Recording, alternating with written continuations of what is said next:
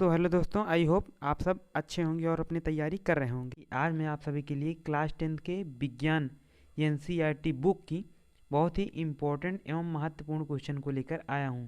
तो बिना किसी देरी के वीडियो को शुरू करते हैं। तो यहाँ पर सबसे पहला क्वेश्चन हमारा, निम्नलिखित पर संक्षिप्त टिप्पणी लिखिए। दोस्तों ये बहुत ही इंपॉर्टेंट क्वेश्चंस हैं, ध्यान से देखते रहना वीडियो को, और वीडियो के बीच बीच में मैं आपको इम्पॉर्टेंट पॉइंट्स ज़रूर बताते रहूँगा।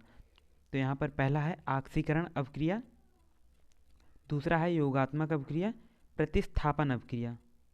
दोनों दोस्तों यह क्वेश्चन बहुत ही इम्पोर्टेंट है, मैं यहाँ पर इम्पोर्टेंट लिख भी दे रहा हूँ। बहुत ही इम्पोर्टेंट क्वेश्चंस हैं, तो आप इन्हें ज़रूर से ज़रूर देखिएगा। थोड़ा मैं ऊपर कर देता हूँ। प्लास्टर ऑफ पेरिस बनाने की विधियाँ एवं उपयोग लिखें।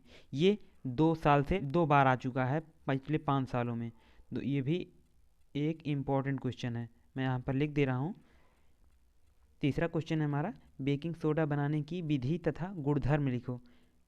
तो ये भी हमारा एक इम्पॉर्टेंट क्वेश्चन है। बढ़ते हैं अगले क्वेश्चन की ओर। क्वेश्चन नंबर 4, सजातीय श्रेणी से आप क्या समझते हैं तथा विशेषताओं का उल्लेख। यह एक बहुत ही इम्पॉर्टेंट क्वेश्चन है दोस्तों। मैंने आपको पिछले बताया कि ये सारे ही बहुत ही इम्पॉर्टेंट क्वेश्चन हैं, तो इसे आप ज़रूर से ज़रूर तैयार करते जाइएगा। मैं यहाँ पर लिख भी दे रहा हूँ, इम्पोर्टेंट क्वेश्चंस हैं। अगला क्वेश्चन हमारा क्वेश्चन नंबर 5, उदाहरण देकर साबुनीकरण का अर्थ समझाइए, जो कि बहुत ही इम्पोर्टेंट क्वेश्चन है। अगला क्वेश्चन हमारा क्वेश्चन नंबर 6, आधुनिक आवर्त सारणी का नियम लिखिए। दोस्तों आधुनिक आवर्त सारणी यह विज्ञान का बहुत ही इम्पोर्टेंट चैप्टर है दोस्तों, इसे तो आप ज़रूर से ज़रूर तैयार करके जाइएगा।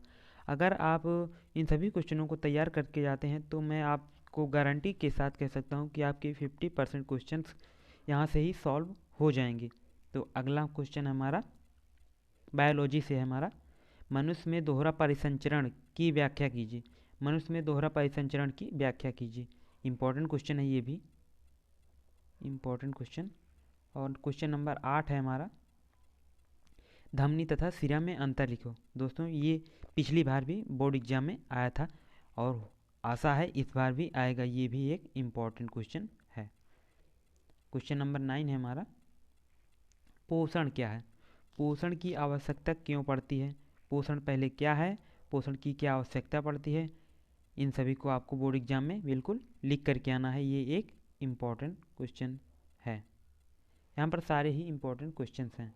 क्वेश्चन नंबर 10, स्वपरागण तथा परपरागण में अंतर लिखिए। दोस्तों स्वपरागण तथा परपरागण में अंतर एक बहुत इम्पोर्टेंट क्वेश्चन है, ये भी इम्पोर्टेंट क्वेश्चन।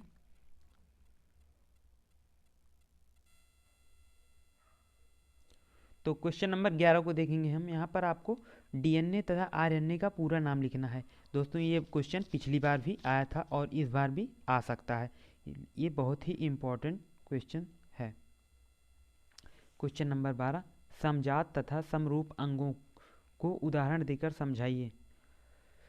दोस्तों ये एक बहुत ही इम्पोर्टेंट क्वेश्चन है, इन्हें भी आप तैयार करके अवश्य जाइएगा। यह एक वेरी इंपॉर्टेंट चैप्टर है, इसलिए इसे अच्छे से तैयार करके जाइएगा। अगला है हमारा, मेंडल के निम्नलिखित नियमों को उदाहरण देकर स्पष्ट कीजिए। क्वेश्चन नंबर 13, मेंडल के निम्नलिखित नियमों को उदाहरण देकर स्पष्ट कीजिए। दोस्तों जैसा कि आप लोगों ने पढ़ा होगा कि मेंडल के 3 नियम थे। पहला नियम था प्रभाविता का नियम, दूसरा था पृथक्करण का नियम, तीसरा था स्वतंत्र अव्यूहन का नियम। इसे भी आप बहुत अच्छे तरीके से तैयार करके जाइएगा।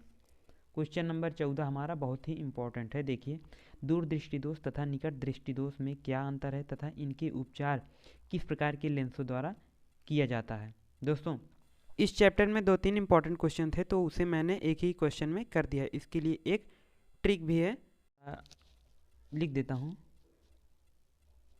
उड़ान, उड़ान से मतलब उत्तल लेंस दूरदृष्टि दोष के लिए होता है और अवतल लेंस निकट दृष्टि दोष के लिए होता है। ये आप याद करिएगा, ये बहुत ही हेल्प करेगा आपको पेपर में। अगला क्वेश्चन है हमारा 15 क्वेश्चन, ओम के नियम को परिभाषित कीजिए। ओम के नियम को आप जानते होंगे, बहुत ही इंपॉर्टेंट क्वेश्चन है, मैं यहाँ पर लिख भी देता हूँ। ओम के नियम को परिभाषित कीजिए, वेरी इंपॉर्टेंट क्वेश्चन है। नंबर 16, सिद्ध कीजिए कि किसी विद्युत बल्ब की सामर्थ्य उसके प्रतिरोध के व्युत्क्रमानुपाती होता है। दोस्तों यह एक सिद्ध करने वाला क्वेश्चन है, 4 नंबर का क्वेश्चन होता है, तो इसे आप बिल्कुल भी छोड़कर मत आइएगा। अगला है हमारा, विद्युत चुम्बकीय प्रेरण से क्या अभिप्राय है। विद्युत चुम्बकीय प्रेरण से क्या अभिप्राय है, यह एक इम्पॉर्टेंट क्वेश्चन है जो कि फिजिक्स का है, फिजिक्स का है, इम्पॉर्टेंट क्वेश्चन हैं ये सारे ही आपके बहुत इंपॉर्टेंट क्वेश्चन हैं, आप इन्हें तैयार करके जाइएगा तो निश्चित रूप से आपका रिजल्ट अच्छा आएगा और आप आकर भी धन्यवाद बोलेंगे हमें। क्वेश्चन नंबर 18, आनुवंशिकता से आप क्या समझते हैं, इसके जन्मदाता तथा विशेषताओं को लिखो। इसे आप बहुत अच्छे से तैयार करके जाइएगा। मैंने यहाँ पर जो भी बताया, आनुवंशिकता से आप क्या समझते हैं, इसके जन्मदाता एवं इसकी विशेषताएं कि आनुवंशिकता की क्या क्या विशेषताएं तथा क्या क्या हानियां हैं, आप अच्छे से तैयार करके जाइएगा दोस्तों। तो अगला क्वेश्चन है हमारा क्वेश्चन नंबर 9। क्वेश्चन नंबर 19, संक्षारण को उदाहरण देकर समझाइए। दोस्तों संक्षारण क्या होता है, उदाहरण देकर आपको समझाना, ये वेरी इंपॉर्टेंट क्वेश्चन है, पिछली बार आया था, पिछली बार बोर्ड एग्जाम में आया था। क्वेश्चन नंबर 20, आज हमारा लास्ट क्वेश्चन है, आधुनिक आवर्त सारणी में कितने आवर्त एवं समूह होते हैं, विशेषताएं भी लिखो। दोस्तों यहाँ पर आधुनिक आवर्त सारणी एक कक्षा 10 विज्ञान का एक महत्वपूर्ण एवं वेरी इंपॉर्टेंट पॉइंट है, इसे आप ज़रूर से ज़रूर तैयार करके जाइएगा। ये वेरी इंपॉर्टेंट है, वेरी इंपॉर्टेंट क्वेश्चन है, इसे आप ज़रूर से ज़रूर तैयार करके जाइएगा।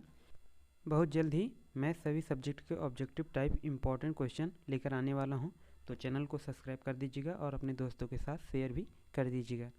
और एप्लीकेशन कैसे लिखें जो आपके बोर्ड एग्ज़ाम में आएंगे, उसे भी आप देख सकते हैं, उस पर भी वीडियो पहले से ही वीडियो बना दी गई है। तो मिलते हैं किसी नेक्स्ट वीडियो में, तब तक के लिए जय हिंद, जय भारत। आप अपनी तैयारी ऐसे ही करते रहिए।